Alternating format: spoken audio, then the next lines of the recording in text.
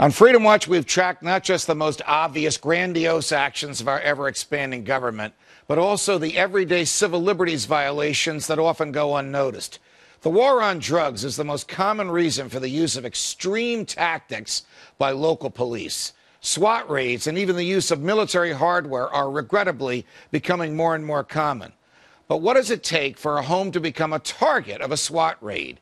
Do you really have to be a terrorist cell, a major drug kingpin with several armed guards at your door? Answer no. Sometimes, unfortunately, you could be the target of a SWAT raid even on the mere suspicion of an anonymous informant that you may possess enough drugs to make you a likely dealer. And many innocents have been killed in such raids.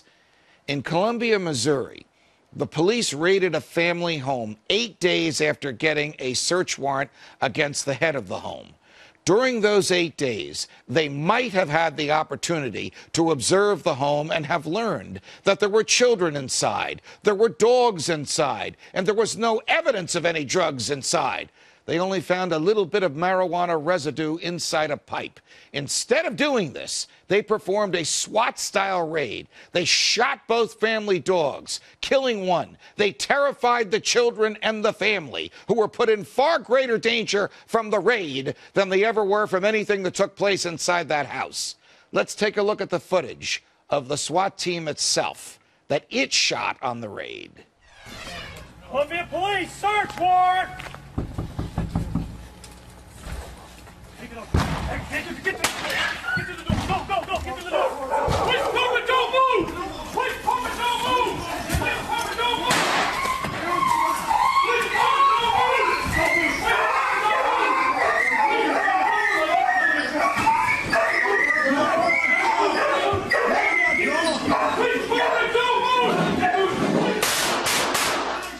Don't move!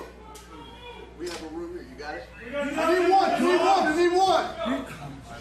Need one. I need one! Slow it down! Just a minute. Get past me. Move past him! Move past! Stay around. Don't move! You understand? This was America, not East Germany or Nazi Germany, but Middle America. Joining us now is Mayor Bob McDavid and Mike Ferguson.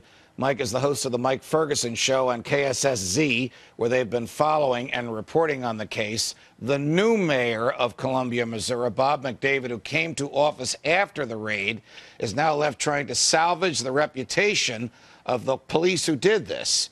But can that be done as long as drug raids remain common? Joining me now is the man in charge of the local administration, Mayor Bob McDavid. Mayor, welcome to Freedom Watch. Good afternoon. When are the cops who did this going to be arrested and put in jail where they belong? Well, we are right now, we've started a process to look at all the facts. You know all the facts basically that I do. A lot of the facts are in that video, which that video is certainly very disturbing.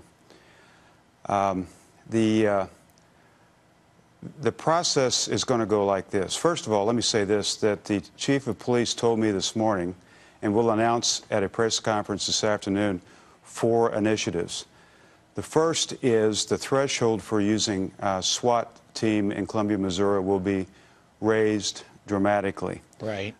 We can't be using this type of police action for nonviolent crime. That's obvious.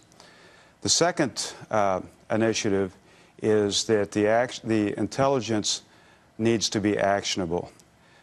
We can't be obtaining a search warrant, waiting 8 days, and then throwing a SWAT team in on this information. That information is old. It's not useful. The new initiative, I'm told by the police chief, will involve action within 8 hours of the issuance of the warrant. The intelligence absolutely has to be accurate. The third initiative is that the responsibility will move well up the chain of command in the police department. Right. This can't be relegated to mid-level police officers. This needs to be a decision made at the top. And the fourth initiative that will be announced by the chief of police today is that this raid will be evaluated by our new Citizens Police Review Board, and the new Citizens Police Review Board will evaluate our policies and make changes, make recommendations for change in our policies. Mike Ferguson. This is a progressive. Understood, This is a Mayor. progressive college town, and we don't want this to happen again. Understood. Mike Ferguson, what's the uproar amongst the public there?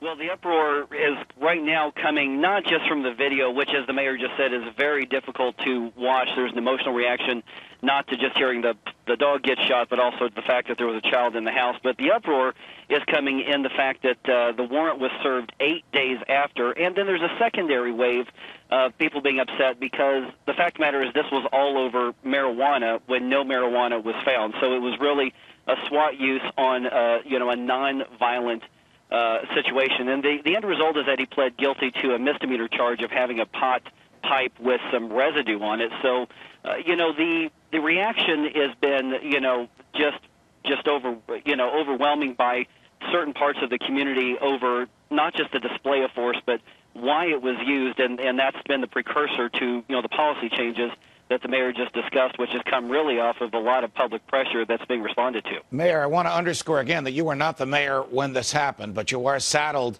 with this problem. Shouldn't federal prosecutors look into the blatant violation of constitutional liberties by these cops? You don't serve a warrant 8 days later. There are less intrusive ways to find out what's going on in the house. There's no reason to kill the dog. There's no reason to use deadly force. There's no reason to terrify children, a terror that can live in their memories for the rest of their lives. What these cops did was far more reprehensible than the wildest things that could have happened inside that house on the basis of the information supplied to the judge who issued the search warrant.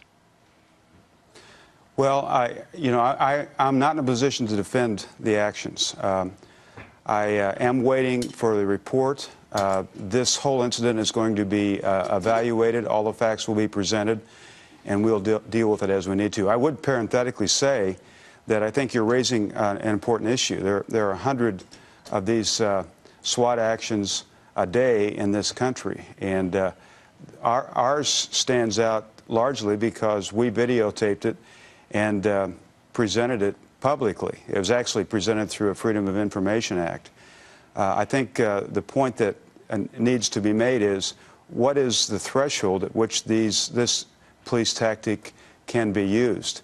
It needs to be reserved for high-risk, dangerous situations, and it needs to be taken out of that venue when we're dealing with nonviolent crime. Right. Mike, the general principle of law is that you don't issue a search warrant on the basis of the words of an informant only. There has to be other testimony to substantiate what an informant tells you, because informants typically have ulterior motives for informing on the people on whom they inform. And the other general principle is you can't use deadly force unless there's reason to believe that deadly force is going to come back at you.